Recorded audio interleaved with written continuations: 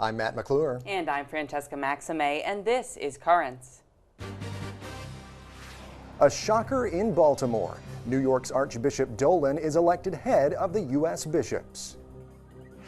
And we'll hear from Miami's Archbishop about his recent trip to Cuba. Plus, a saint who made her name in the Big Apple.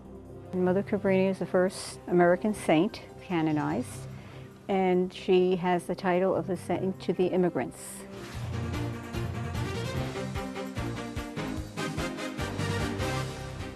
Well, good evening. Thanks so much for joining us. There's big news from the U.S. Bishops' Conference meetings in Baltimore. The bishops elected a new president today, and many people in the church were stunned at who came out on top.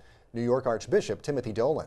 Archbishop Dolan defeated Tucson Bishop Gerald Kakanis for the job. Kakanis was the vice president of the conference and, following tradition, was widely expected to be the next president. Dolan's election marks the first time in nearly 50 years that a sitting vice president ran for and then lost an election for the USCCB's highest office. Well, joining us now to put all this into context is Currents contributor and author of the blog Whispers in the Loggia, Rocco Palmo. Rocco, thanks for joining us. Anytime, Matt and Francesca. How are you? Rocco. Good big day for you. I'm sure there are exciting things in Baltimore. Tell us a little bit about this decision and how big it is. Well, this is huge. I know, actually, the U.S. bishops have only been electing a president of their conference since 1966. No vice president who has ever stood for election as president of the conference has lost. And the conference has been traditionally reluctant to put too much clout in the hands of any one person. But here we are, the Archbishop of New York, the second largest diocese in the country, is now the elected head of the American bishops. The only bigger thing in Catholicism is being the Pope right now. Well, Rocco, what do you think was behind the decision to elect Archbishop Dolan? Was it anything in particular, do you think, that you could point to, or was it just really what the vote ultimately came to in the end, the third vote? I think it was a variety of factors, Francesca. For several cycles now, every president, vice president are elected for 3-year terms. There's been a creeping sense among the bishops that the ascent, or some call it the coronation of the vice president to the presidency, is a little too automatic. But at the same time, I think the greatest factor going behind this has been the sense of strong leadership behind Cardinal George's presidency, especially during the fight over health care reform. No one could mistake or undermine or write off the president of the conference because he had the added standing of being a cardinal and the head of a major diocese. And of course, in New York, being in the Vatican's mind, the capital of the world, no one is going to marginalize what Archbishop Dolan has to say. And no one is going to be able to ignore what he has to say. And now he doesn't just speak to the Archdiocese of New York and is someone who's trusted in Rome, but is someone who's been entrusted with being the spokesman for the body of bishops. New York has never ever gotten close to the presidency of the conference. So this is a staggering development. Well, during the press conference today, Rocco, Archbishop Dolan said that basically, he has a lot of great respect for Cardinal George, and that he kind of wanted to sort of carry on and with a lot of the work that Cardinal George had been doing. How, though, is Archbishop Dolan going to be different than Cardinal George as head of the USCCB? Well, I think you could take Cardinal George's level of energy and outspokenness and strength and leadership and prominence and multiply it by a factor of about 20. I think you're pretty familiar with Archbishop Dolan, Matt. So, it's funny because Cardinal George, for as outspoken as he's been in his statements, doesn't do interviews often. He actually canceled a press conference that he was supposed to hold yesterday after his farewell address, after his presidential address. Meanwhile, you had Archbishop Dolan, who almost had to be kind of pulled away from the press this afternoon, and I'm sure he wouldn't mind me saying the one thing that pulled him away was lunch. So, there you go. But he was putting his arm around his new vice president, Archbishop Joe Kurtz of Louisville, the head of the bishop's push for the defense of marriage. But Archbishop Dolan was clearly very comfortable. He was even joking. I mean, he said he was surprised. He said, "This isn't the kind of job you run for; it's the kind of job you run from." But he was joking at the same time that he promised Dunkin' Donuts during morning coffee breaks and Haagen-Dazs for the afternoon coffee breaks. So I'm going to be sure to hold him to that. It sounds good, yeah. Archbishop Dolan did say that he called it a humbling moment. What do you think that he's going to want to do and accomplish when he takes the post officially on the 18th? I think, Francesca, again, it's a matter of continuing what Cardinal George has done and being, really, in a way, making life easy for the other bishops, because no one will have to call their own bishop to know what the Catholic Church thinks. Archbishop Dolan will be saying it in the newspapers. He'll be saying it on his blog. He'll be saying it on the net, I'm sure. He'll be saying it on the Catholic channel and Sirius XM radio. I mean, he is someone who has used consistently all kinds of media to get the message out. And I'll tell you, one factor that really entered into this beyond Cardinal George's strength and leadership and the bishop's wish to keep that in the presidency, I was talking to one young bishop before the weekend who said that as a priest, and there's all these younger bishops who have been named the last couple of years and voted today for the first time, that Archbishop Dolan was someone who, even before they became bishops, they felt like they knew, because he had been such a leader in seminaries and priestly formation, you know, that he's a larger-than-life figure who they looked up to and admired as someone who was a great priest and who helped them be better priests. And as soon as I heard it, I never would have thought of it that way, but it was an extremely powerful sentiment. And I said, you know, this could go somewhere, and, well, here we are. It's upended 50 years of tradition for a church that values tradition. I mean, that's huge. Yeah, well, it is huge. Just kind of describe the atmosphere there today, Rocco, when this election happened. Well, first off, as if it wasn't dramatic enough, there were problems with the electronic voting. The screen that shows the tallies went out, and so we all kind of had to sit there for about 6 minutes and wait for things to get fixed. But beyond that, it was just, I mean, it was a sense of shock went around the room. I mean, I was telling people before the vote that I had not expected that the president would be elected on the first ballot. It was a mixed consensus as to whether Kakanis would get it. And then as Dolan showed that strength on the first ballot, basically, you know, the momentum went his way, and people were just kind of watching, even the people who were, you know, people who were voting for him, his supporters. And it's just a sense of shock that, you know, it's one thing to talk about it or to think about it happening. It's another thing when it actually happens. And even Cardinal George, there was a hint of disbelief in his voice when he said Archbishop Dolan has been elected the president. And the room just erupted into this applause. But even at the coffee break, it seemed like everyone, again, those who were, you know, who voted for Dolan and those who didn't, where everyone was just kind of walking around in a daze afterward. I've seen 7 of these meetings. This was supposed to be the quietest one. But this has been the most eventful day I've ever seen at a bishop's conference, by far. Shock and awe. Absolutely, that's exactly right. No bombs going off, but some shock and awe there. Right. Rocco, thanks so much for joining us. We appreciate it. See you, Rocco. Anytime, you guys. Talk to you soon. Well, we'll have more on the meetings coming up, including reaction from one of the bishops who was there.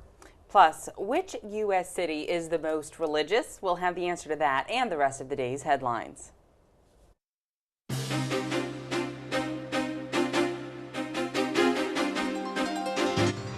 Welcome back to Currents. I'm Francesca Maxime. And I'm Matt McClure. Coming up later, from Italy to the big city. It's a celebration for Mother Cabrini. But first, let's have a look at the day's headlines.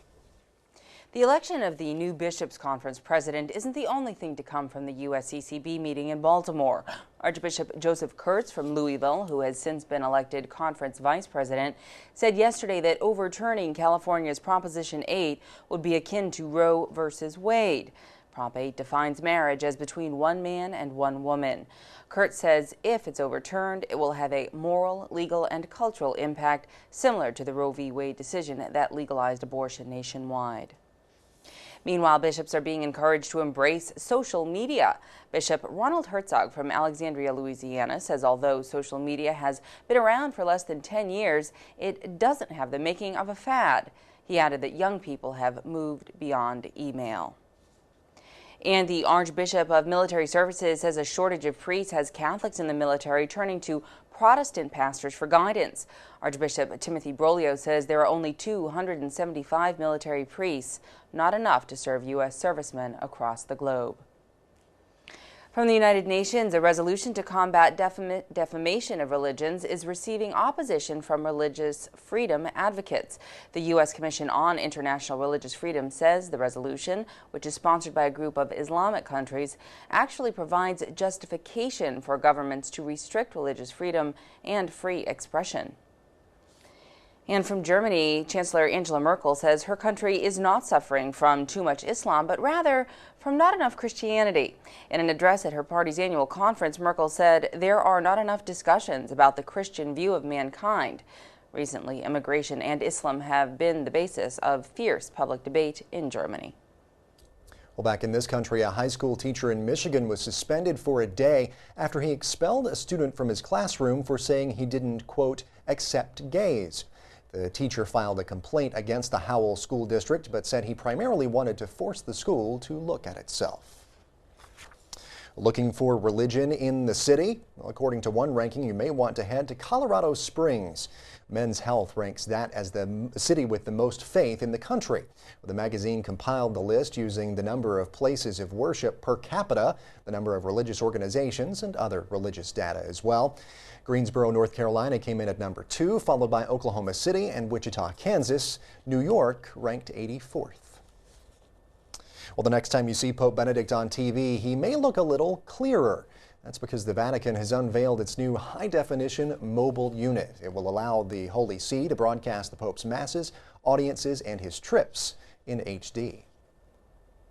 And finally, from England, Archbishop Vincent Nichols says he's delighted that Prince William and his longtime girlfriend will marry next year. The son of Prince Charles and Princess Diana announced his engagement to Kate Middleton today in London.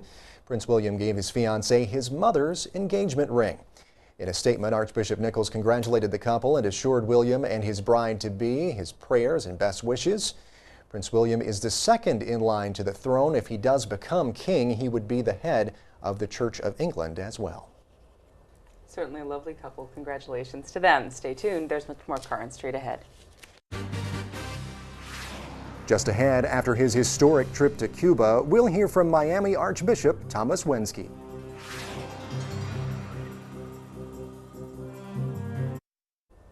Welcome back. Well, for a few months now, there has been dramatic news coming out of Cuba as a growing number of jailed dissidents have been set free, thanks in large part to diplomatic efforts by the Catholic Church.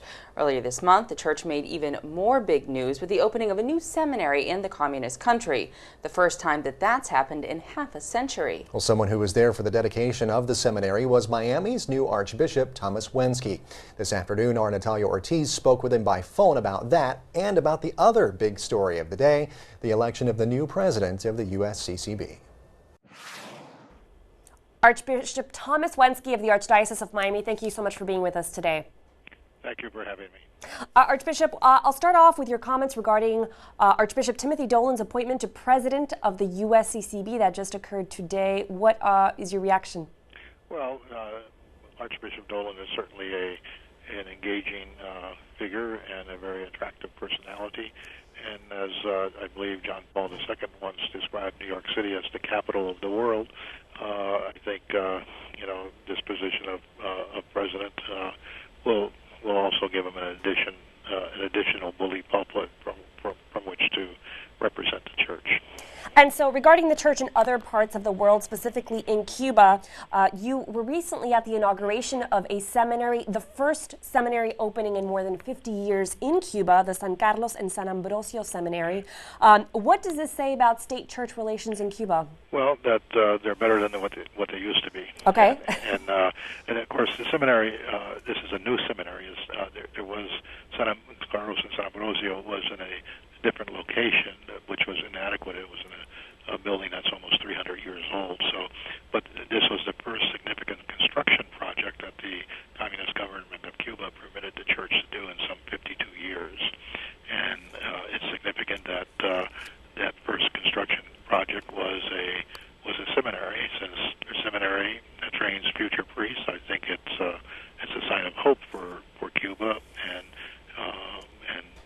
it says that the church is going to be in Cuba to stay, and the church, of course, is charged to announce a message of hope and to proclaim the hope that will never disappoint, the hope that has a human face, namely Jesus Christ.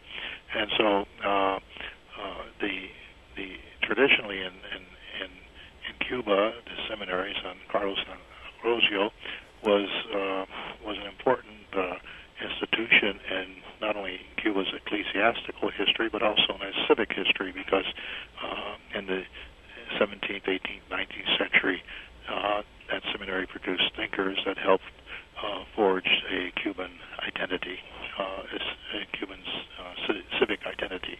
And so I think that the seminary could very possibly play that role in Cuba's future as well.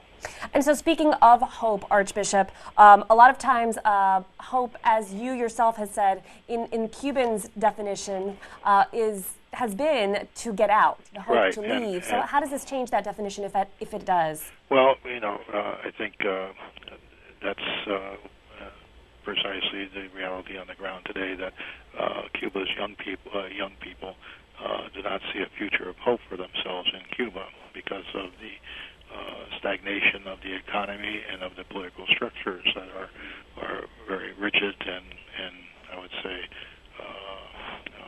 antiquated. They're still reflective of a ideological system that has failed in the rest of the world and has yet to change in Cuba. So Cuba needs hope. I think that's one of the roles of the church. One of the roles of the church is always to announce hope, and hopefully the church will influence a soft landing for the Cuban people as they seek to make a transition from the present realities to a Cuba in which, as Pope John Paul II said during his visit there over 10 years ago, where Cubans can be the protagonists of their own future. Right, and so what impact, if any, do you think this will have on Cuban immigration in the U.S.? I mean, is it something that will encourage some Cubans to stay?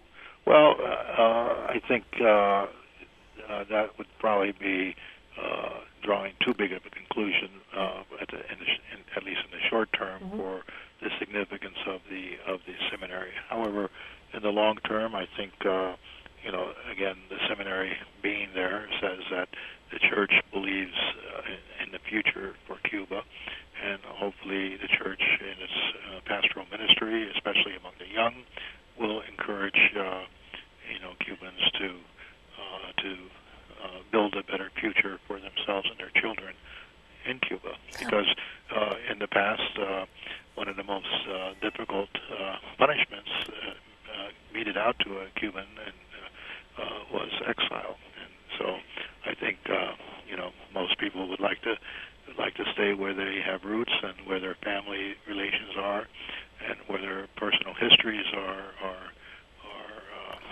really rooted in. However, the people, when they can't find the conditions worthy of human life in their own homeland, will seek them elsewhere. Archbishop, and it seems, I don't know if you would agree, that Cuba seems to be experiencing a new beginning, a new change. Would you agree that this possibly is a part of that, or is it too soon to tell? Well, we would hope that's the case, and again, the relations between the state and the church have improved in recent years, so they're not as they're better than what they used to be. Probably they're not yet what they should be, but they're better than what they used to be, and we hope that those that are charged with the responsibility of governance in that country will look for ways that will indeed seek to enhance the dignity of all Cubans and their homeland, and for that I think there requires some change from what the present structures have. Thank you so much for being with us, Archbishop Thomas Wenski. Thank you very much. Stay with us. There's much more currents ahead. When we return, from small town girl to big city saint, it's a celebration of Mother Cabrini.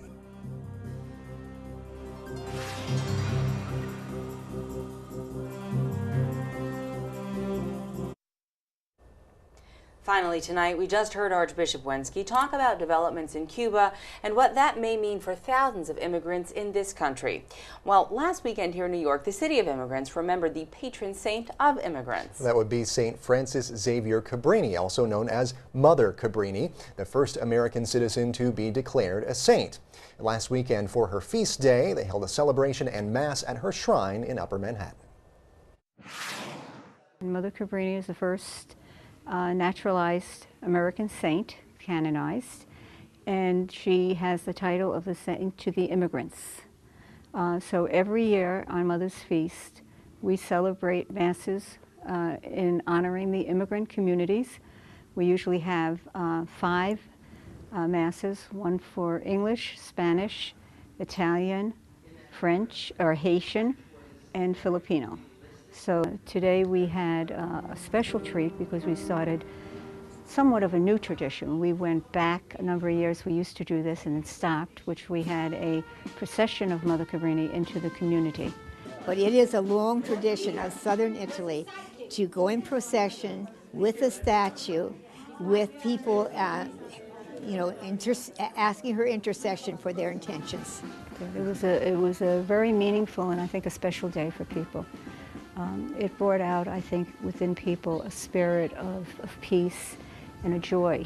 Today is just one day out of 365, and our goal here at the Shrine is to be available for people to come and spend some time and find that joy that they found today during the week of their busy schedule.